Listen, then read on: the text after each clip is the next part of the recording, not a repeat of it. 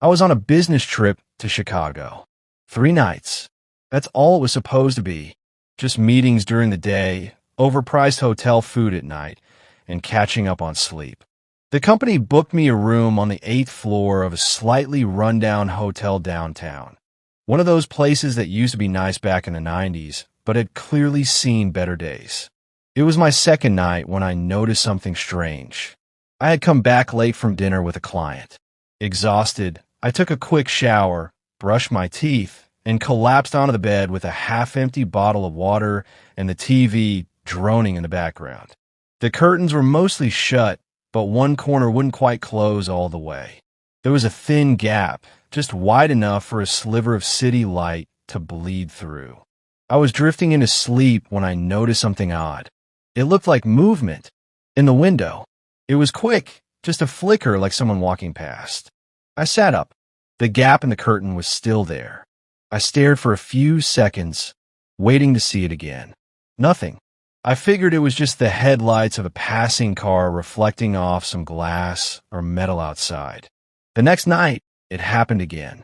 Same time, around 11:30 p.m.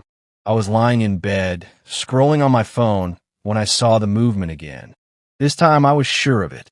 It wasn't headlights. It looked like a reflection of someone walking past the window. I sat up again, turned off the TV to make the room silent, and stared at the window. The lights of the city glowed faintly beyond the fabric. But then, I saw it again. A silhouette, not just a blur. A man. I'm on the 8th floor. There's no balcony, no fire escape, no ledge that wide. I stood up, slowly walked to the window, and yanked the curtain open. Nothing, just the city below and the empty night sky above. But something didn't sit right. The next morning, I asked the receptionist if there were any maintenance workers that might have been outside the building late at night. She gave me a confused look and said no, especially not outside windows that high up. I let it go. I was probably just tired, seeing things, but I shouldn't have brushed it off. That final night, something happened that still makes my skin crawl. I woke up at exactly 3:17 a.m. Don't ask me why, I just did. The room was freezing, colder than usual. The AC was off. Everything was silent, except the curtain was moving, swaying, like someone had just brushed past it. I sat up, slowly holding my breath. That's when I saw it. A face. In the window. I froze. The face was just there outside the 8th floor window, staring in. Pale skin, dark sunken eyes, and a grin that didn't look human. His face was pressed so close to the glass, I could see the fog from his breath. My heart thudded against my ribs like it was trying to break out. I blinked, and he was gone. I scrambled out of bed and ran to the window. Threw it open. Nothing.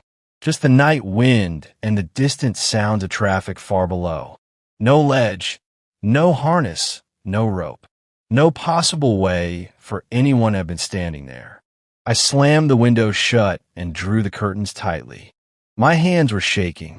I turned on every light in the room and sat at the desk with my back to the wall. I didn't sleep again. The next morning, I checked out an hour early. The woman at the front desk asked me how my stay was. I hesitated. Then I asked if anyone had ever complained about someone looking into the windows at night. Her face changed immediately. She looked uncomfortable. Then she said something I'll never forget. "You were in 815, right?" I nodded. She leaned forward slightly. "You're not the first person to say something like that. A guest last year filed a report about a man watching her sleep from the window. But when security checked, there was no one there. We had the windows inspected. They're sealed. You can't even stand on the outside ledges. It's not possible." I asked if there were any rooms above mine.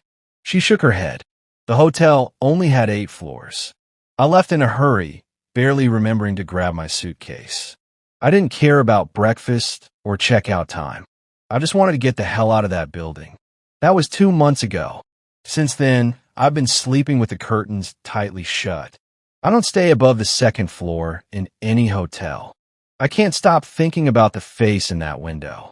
Because sometimes, in the middle of the night, I still wake up at exactly 3:17 a.m. And when I do, I swear I feel someone watching me through the glass. Even if I'm not near a window,